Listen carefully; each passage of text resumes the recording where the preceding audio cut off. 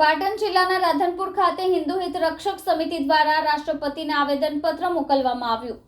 રાધનપુર ખાતે રામજી મંદિરથી હિન્દુ રક્ષક સમિતિ દ્વારા બાંગ્લાદેશની અંદર હિન્દુઓ ઉપર થતા હુમલાઓ અને અત્યાચારોને લઈને રાષ્ટ્રપતિને આવેદનપત્ર મોકલવામાં આવે એ માટે એક રેલી યોજીને બાંગ્લાદેશની અંદર હિન્દુ ઉપર થતા અત્યાચાર હુમલાઓને માટે યોગ્ય કાર્યવાહી કરવા માંગણી સાથે સાધુ સંતોની ઉપસ્થિતિની અંદર હિન્દુ હિત રક્ષક સમિતિ દ્વારા એક રેલી કાઢીને આવેદનપત્ર આપવામાં આવ્યું હતું। મોટી સંખ્યામાં હિન્દુ સમાજના લોકો અને સાધુ સંતો પણ એમાં જોડાયા હતા। બાંગ્લાદેશની અંદર હિન્દુઓ પર હુમલા અને અત્યાચારોને રોકવા માટે યોગ્ય કાર્યવાહી કરવાની માંગણી સાથે આ રેલી યોજાઈ હતી અને આવેદનપત્ર મોકલવામાં આવ્યું હતું। જય શરમ।